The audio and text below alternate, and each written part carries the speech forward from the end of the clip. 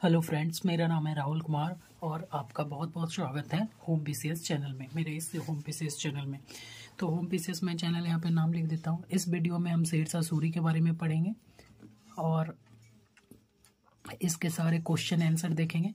इसके शासनिक प्रशासनिक जो भी होता है, अगर आप ये वीडियो देख लेते हैं तो आपको एक भी क्वेश्चन नहीं छूटेगा। इससे पहले मैंने बाबर और हुमायूं के बारे में पढ़ा चुका हूँ और उसका क्वेश्चन आंसर भी करवा चुका हूँ। उसके बाद मैं शेरशाह सूरी पे आया हूँ और शेरशाह सूरी का आप लोग पढ़ेंगे। मैंने नया नया वीडियो बनाना स्टार्ट किया तो थोड़ा बोलने का प्रैक्टिस नहीं है मेरे को। अगर आप लाइक सब्सक्राइब करते हैं तो मेरा वीडियो में व्यूज आता है तो मैं और भी वीडियो लेके आऊँगा। और एक बात ज़रूरी है, मुझे बोलने का ढंग नहीं है यूट्यूब पे कैसे बोला जाता है, लेकिन आप मेरे वीडियो को देखेंगे। अगर आपको इसमें से कुछ भी नहीं आता है शेरशाह सूरी के बारे में, एक बार वीडियो देखने के बाद आपको कितना कुछ आता है आप खुद ही नोटिस करेंगे, कितना क्वेश्चन आंसर सॉल्व होता है। और जिसको पता है कि शेरशाह सूरी के बारे में पढ़ लिया है, वो मेरे नोट्स को देखे और उसके बाद देखें कि इसमें कुछ गलत भी है या फिर कुछ छूट भी रहा है। तो देखिए, एक बार स्टार्ट करते हैं हम। शेरशाह सूरी, बाबर हुमायूं मैं करवा चुका हूँ, तो आइए स्टार्ट करते हैं। तो देखिए, शेरशाह सूरी, इसका जो टाइम पीरियड था ना वो 1540 से 1545 ईस्वी तक था। यहाँ लिखने में थोड़ा गलती हो गया था क्योंकि मैंने खुद नया नया पढ़ाई स्टार्ट किया। तो 1540 से 1545 ईस्वी तक था। और शेरशाह सूरी बहुत बार क्वेश्चन पूछ दिया जाता है किस वंश से था, तो सूर वंश, आप याद रखेंगे, सूर वंश से संबंधित था शेरशाह सूरी। बहुत लोगों को यही पता नहीं होता है कि शेरशाह सूरी किस वंश से संबंधित था, तो सूर वंश से संबंधित था। और पहला अफगान राज स्थापित किया था लोधी वंश का कौन, सॉरी इसमें थोड़ा दिक्कत हो गया। पहला अफगान राज स्थापित कौन किया था, तो लोधी वंश। लोधी में जो आया था ना, वही इब्राहिम लोधी और बहलोल लोधी, जो लोधी वंश का संस्थापक था। और लोधी वंश में आएंगे तो आपको बताएंगे।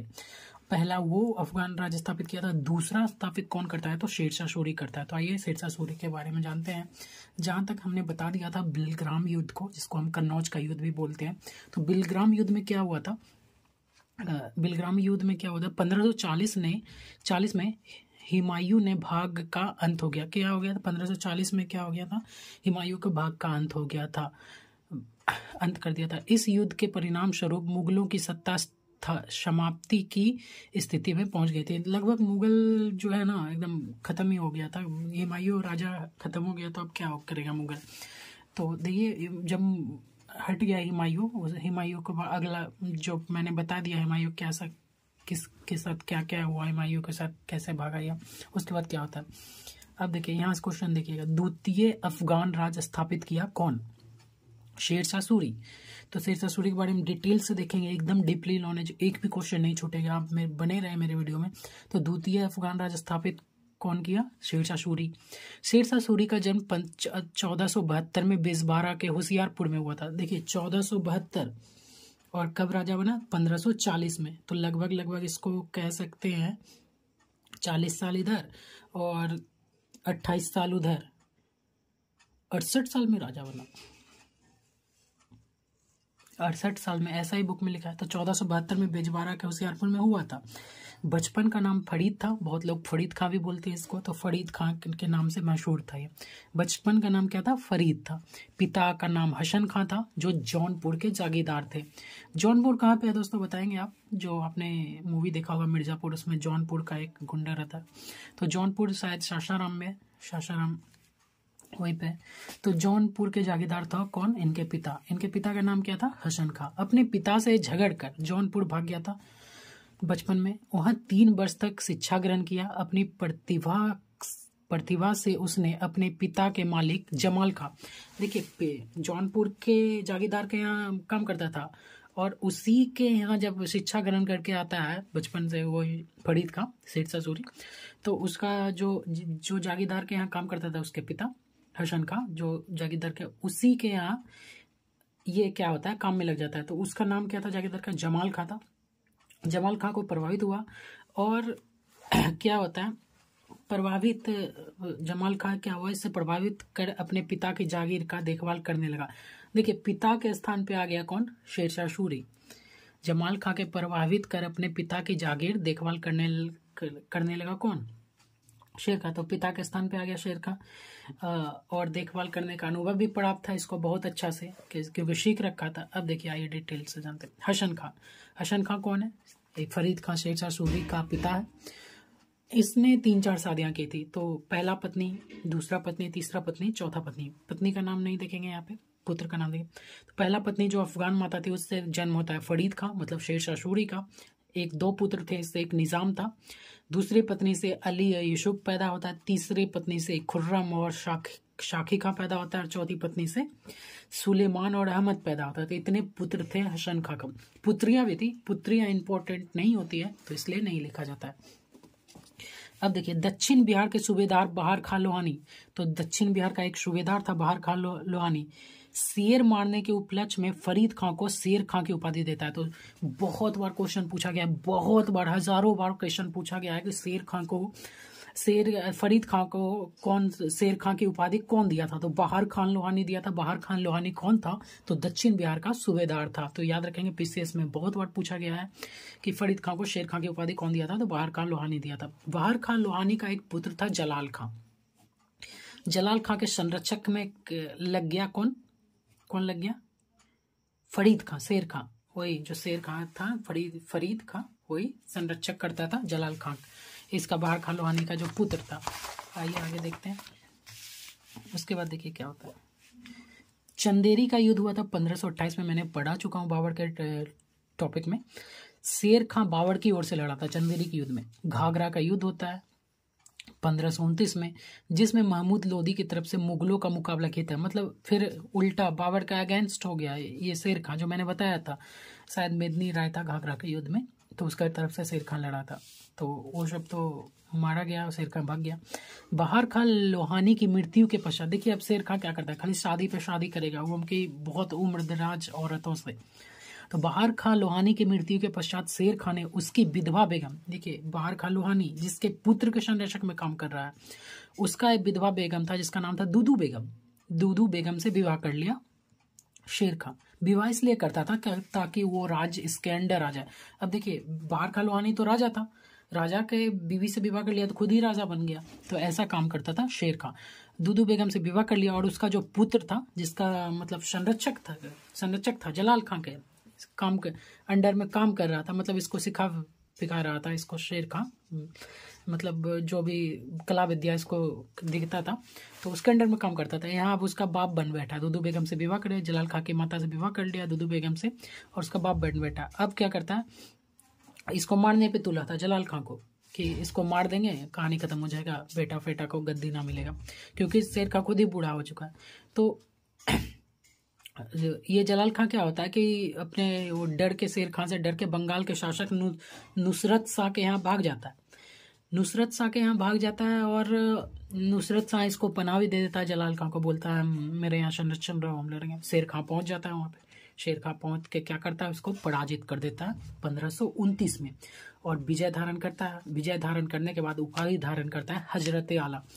यहाँ पे देखिए इम्पोर्टेंट इसलिए बोलता है क्योंकि यहाँ से आपको क्वेश्चन पूछा जाता है कि हजरत आला का उपाधि शेर खां ने कब धारण किया था। तो आप नुसरत शाह को पराजित किया था, बंगाल के जो शासक थे उसको पराजित करके नुसरत आला का उपाधि धारण किया, और ये दक्षिण बिहार का मशहूर उपाधि है हजरत आला, यहाँ पे देखेंगे। उसके बाद 1530 में आते हैं।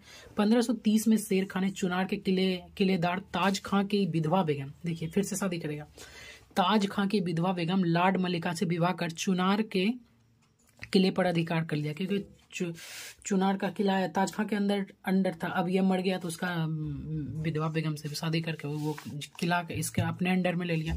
उसके बाद होता है बहुत ही इंपॉर्टेंट दोहड़िया का युद्ध। दोहड़िया का युद्ध के बारे में हमने हुमायूं के चैप्टर में आपको बताया, तो आइए और भी देख लेते हैं। दोहड़िया का युद्ध होता है 1532 में। शेर खां ने अपने पुत्र कुतुब खां को मुगल सेना में भेजना पड़ा, क्योंकि हुमायूं से लगभग संधि हो जाता है। दोहड़िया का युद्ध मैंने पढ़ा है हुमायूं के चैप्टर में। हुमायूं घेराबंदी करके रहता है और शेर खां के पास कोई चारा नहीं रहता है, तो संधि करके अपने पुत्र को हुमायूं के शरण में भेजना पड़ता है। एक होता है सूरजगंज का युद्ध, बहुत ही इंपॉर्टेंट, बहुत ही VVI आप मान लें। तो अगर आप शेरशाह सूरी पढ़े हैं, अगर कोई भी बच्चा पढ़ा हुआ है तो आप बताएंगे कि सूरजगंज का युद्ध आपने पढ़ा है या नहीं पढ़ा, कमेंट करके। तो सूरजगंज का युद्ध हुआ था 1534 में। इसमें क्या होता है, शेर खान ने बंगाल के शासक महमूद शाह को परास्त कर उसे 13 लाख दिनार देने पे मजबूर कर दिया। अब देखिए ये इंपॉर्टेंट इसलिए है शेर खान के लिए क्योंकि ये युद्ध जीतता है शेर खान और क्या हो जाता है, बहुत ही अमीर हो जाता है, बहुत ही ताकतवर हो जाता है, क्योंकि 13 लाख दिनार दिया था। उस समय दिनार चलता था रुपया की जगह।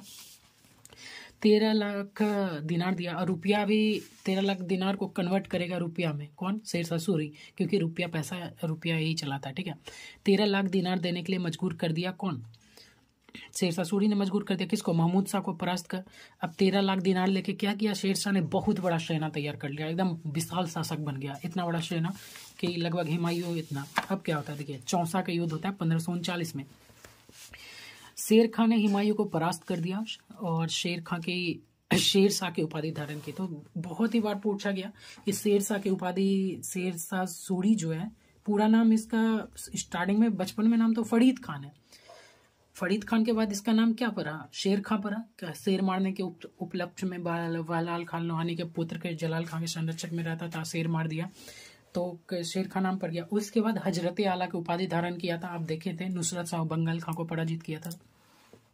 उसके बाद शेरशाह की उपाधि कब धारण करता है, तो आप याद रखेंगे चौसा का युद्ध 1539 में हुआ था। चौसा का युद्ध 1539 में हुआ था। शेर खां की उपाधि धारण कर लेता है, शेरशाह की उपाधि धारण कर लेता है शेर खां, ठीक है। शेर खां से बन गया आप शेरशाह। अपने नाम का खुतबा भी पढ़वाता है इस युद्ध में जीतने के बाद। हुमायूं बौखला जाता है हार से, मैंने हुमायूं चैप्टर में पढ़ा रखा था। उसके बाद क्या होता है तो देखेंगे हुमायूं चैप्टर में आप जाके। बिलग्राम और कन्नौज का युद्ध होता है। उसके बाद 1540 में हुमायूं को परास्त कर उसने दिल्ली सिंहासन पे क्या कर लेता है, हुकूमत कर लेता है। हुमायूं को भारत से बाहर खदेड़ दिया। इस बार कन्नौज का युद्ध जो हुआ था ना दोस्तों, एकदम बहुत जबरदस्त तगड़ा एकदम कह सकते हैं। तो वहां तक मैंने पढ़ा रखा था, आगे देखते हैं क्या होता है। सिंहासन हो जाता है इसका शेरशाह सूरी को और हुमायूं को खदेड़ ही दिया मुगलों को। अब होता है, अब देखिए शेरशाह सूरी के बारे में पढ़े तो उसी के बारे में जानेंगे। गोखरों से युद्ध होता है। कब होता है तो 1541 में होता है। इसमें क्या होता है, मुगलों के प्रिय थे, गोखर जो था मुगलों के प्रिय थे। अब मुगल हार चुका है तो शेरशाह सूरी से इनका झगड़ा चलेगा ही। शेरशाह ने अपनी उत्तर पश्चिम सीमा को सुरक्षित करने के लिए रोहतासगढ़ का किला घेराबंदी कर दिया। उत्तर पश्चिम का जो सीमांत सुरक्षित करने के लिए रोहतासगढ़ का जो किला था उसको घेराबंदी करवाया और निर्माण भी करवाया, जिससे गोखरों का आना जाना बंद और लड़ाई हो गया। उसके बाद क्या होता है, बंगाल विद्रोह हो जाता है 1541 में। क्या होता है, सूबेदार खिजर खां, सूबेदार बंगाल का कौन रहता है, खिजर खां, जो एक स्वतंत्र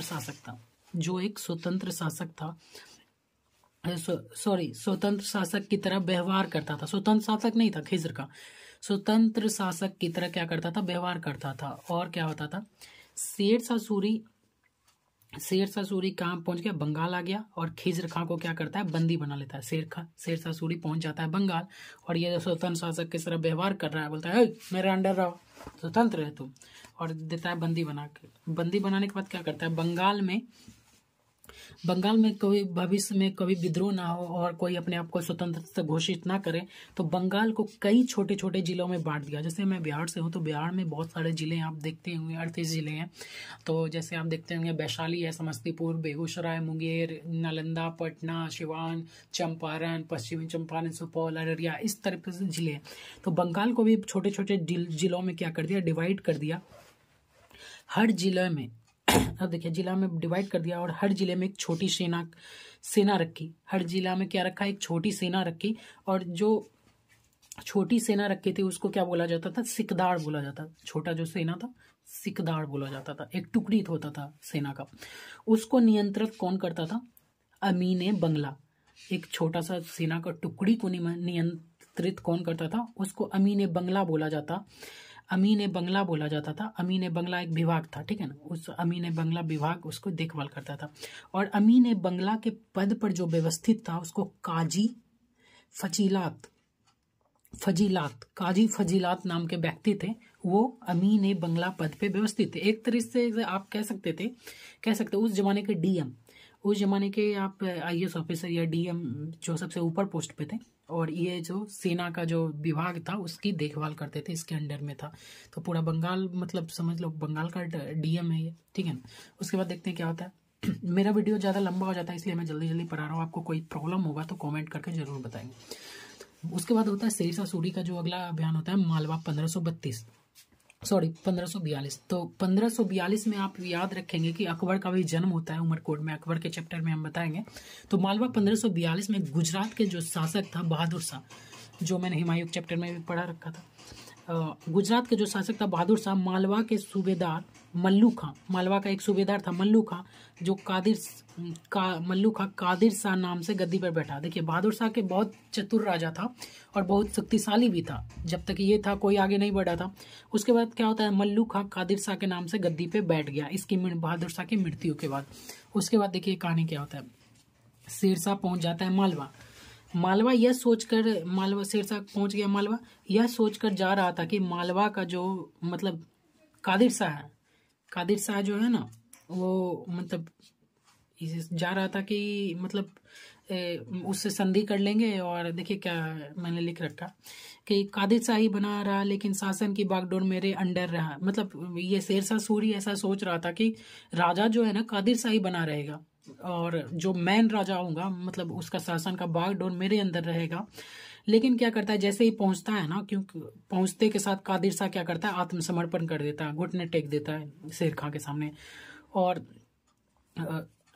आत्मसमर्पण कर देता है। क्योंकि रास्ते में उसको ग्वालियर होके आया था मालवा, तो ग्वालियर के राजा पूरनमल पहले आत्मसमर्पण कर देता है। तो कादिर शाह कानो खान खबर हो जाता है, मतलब आगे तो खबर फैल ही जाता है कौन राजा कहाँ आ रहा है। तो कादिर शाह भी आत्मसमर्पण कर देता है। तो आइए मालवा की कहानी देखते हैं, क्यों आत्मसमर्पण कर दिया था। तो कैसे हो गया, तो देखिए, और बिना कुछ किए, देखिए आत्मसमर्पण करके कादिर शाह, क्या नाम था उसका, कादिर शाह आत्मसमर्पण करके और बिना कुछ किए रणथंबोर किले, मतलब मालवा में कौन था, रणथंबोर का किला था, शेरशाह सूरी के हाथ आ गया। अब देखिए रायसीन 1543, शासक पूरनमल यही जो आत्मसमर्पण किया, तो रायसीन का था ये पूरनमल। रायसीन कहाँ पे है, ग्वालियर में है। तो आगे देखते हैं, जब शेरशाह सूरी मालवा से वापस लौटा, शेरशाह सूरी क्या हुआ, मालवा से वापस लौटा, मतलब वो उससे कादिर शाह से आत्मसमर्पण होके वापस लौटा था। तो ग्वालियर के रायसेन गया और पूरनमल से क्या कहता है कि आप युद्ध में हमारा साथ दे तो हम भी आपका साथ देंगे और आपको कोई दिक्कत नहीं होगी, ऐसा कहा। दिक्कत यह थी कि रायसीन की ज्यादा पब्लिक जनता मुस्लिम थी। ये बात इंपॉर्टेंट है कि रायसीन की ज्यादा पब्लिक क्या थी, मुस्लिम थी। और सारे रायसीन के मुस्लिम लोगों से मिलकर शेरशाह सूरी ने धोखे से पूरनमल की हत्या कर दी। देखिए इतना बोलने गया था, पूरनमल आत्मसमर्पण करने को भी तैयार था, लेकिन क्या हुआ, रायसीन के मुस्लिम लोगों से मिलकर और क्या किया, शेरशाह सूरी ने पूरनमल की क्या कर दी, हत्या। पूरनमल की कहानी द एंड। ऐसा करने के बाद शेरशाह सूरी के अंदर जितने भी ईमानदार सेनापति थे, जितना भी ईमानदार सेनापति थे, मंत्री थे, विद्रोह कर बैठे। क्यों विद्रोह किए, उसका कहना था जो राजा आत्मसमर्पण कर दिया, जो उसका बात मान रहा था, उसको मारने की क्या जरूरत थी, ऐसा क्या किया उसने जो उसकी हत्या कर दी, कल के दिन हम इसकी बात ना माने तो मेरी भी हत्या कर दे, ऐसा विद्रोह हो गया था। और अपने ऐसा किया और सब लोगों का कहना था राजा शेरशाह सूरी का आपने गलत किया, आगे जाकर इसका बदला शेरशाह सूरी को मिलता है।